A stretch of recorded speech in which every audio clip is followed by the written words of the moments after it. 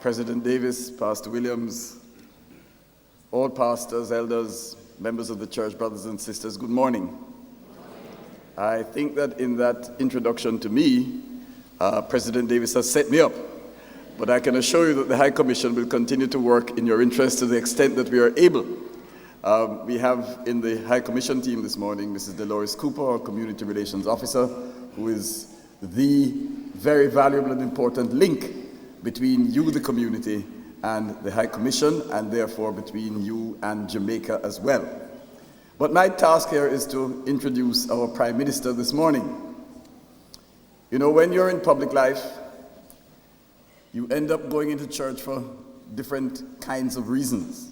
And sometimes you're there simply because it's an official event, sometimes an official funeral, and you're there.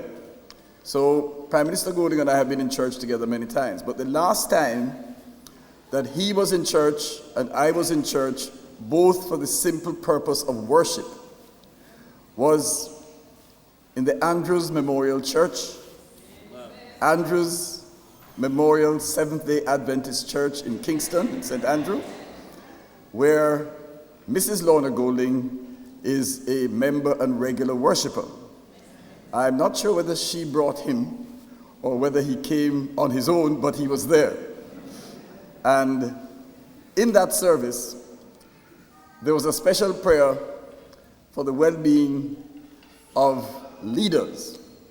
And it was a little before the election which brought him to the position of Prime Minister of Jamaica. So perhaps you all had a hand in it. And so you must take some of the credit.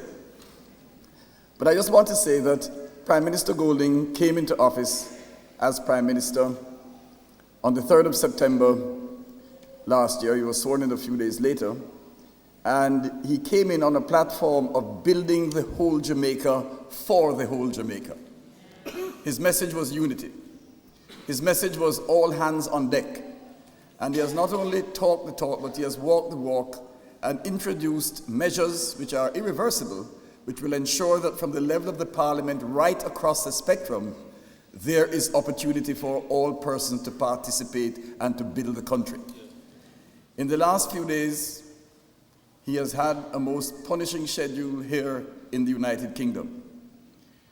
Not only meeting the Jamaican community in large numbers, here in London, in Birmingham, in Manchester, and last night in Nottingham, but meeting with the Prime Minister of the United Kingdom, Mr. Gordon Brown, Right Honourable Gordon Brown, meeting with the Secretary General of the Commonwealth, and indeed speaking with other persons who have influence both in the United Kingdom and in the wider world.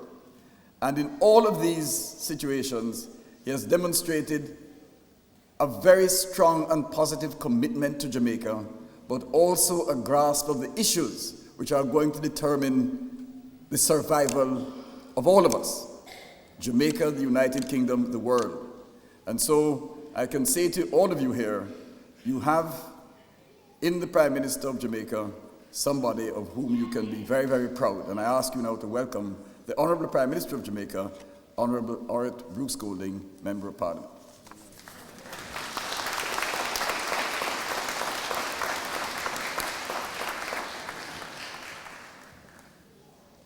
God is good.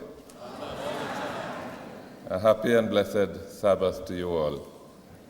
It is for me and for my wife and my delegation such a great privilege and such a blessing to have the opportunity to worship with you, to fellowship with you. As High Commissioner Whiteman said, we have been in Britain since the beginning of this week. We have been to various parts of this great country, primarily to meet with the Jamaicans who are here, to meet with the Jamaicans who wish they were back home, to talk with them and to reassure them that they remain an important part of our extended family. And we feel as responsible for them here as we feel responsible for those at home. And it has been a very encouraging week. We have been really overwhelmed at the warmth and the friendship that has been extended to us. We have met hundreds of Jamaicans, good people who work hard, who are contributing so much to this country, but who, in doing so, continue to represent their own country so well, and who continue to be a credit to us in Jamaica. And I'm sure that many of those are very much here in this church. And I want to thank all of you and all of them for the tremendous gift that they are to Jamaica and the tremendous hope that they represent for Jamaica's future. I've spent most of this week delivering speeches, and I didn't have any intention of doing so here today. I've come here to listen to the word, to listen to the message. And therefore, I just want to take just a few minutes more, because in coming to this church, it's almost like a family affair. I've been married for 36 years to a practicing Seventh-day Adventist who prescribe rules for my house that are Adventist-based. So for example, I don't know what pork tastes like anymore, because I've eaten it for 36 years. But I want to ask Lorna to join me up here, because in this church and among the prominent members of this church are members of our family. And I want to ask them to join me as well. Richard, where are you? I saw you a few. My nephew and my niece. Paulette, Arlene. Where were they? They were up here a while ago, and all of a sudden they disappeared. Mark, where are you? And I believe my sister-in-law is in the congregation. Sister Norma, where are you? And Clinton, please, join us up here. Clinton is here? Not here. Where's Norma? Why are you trying to hide from me? Why, you're not happy to see me?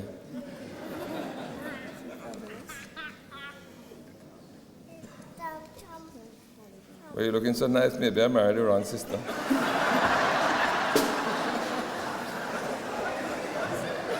These are all members of my family. My sister-in-law, Norma, and her children, Richard, Arlene, Paulette, Ma, and the grandchildren too. Where you be? And I want to thank you for taking care of them so well. They are important members of my tribe back home, and it's so wonderful to see them up here. So thank you all very much, and I look forward to the rest of this service. I look forward to being blessed and to taking that blessing with me. Thank you all very much.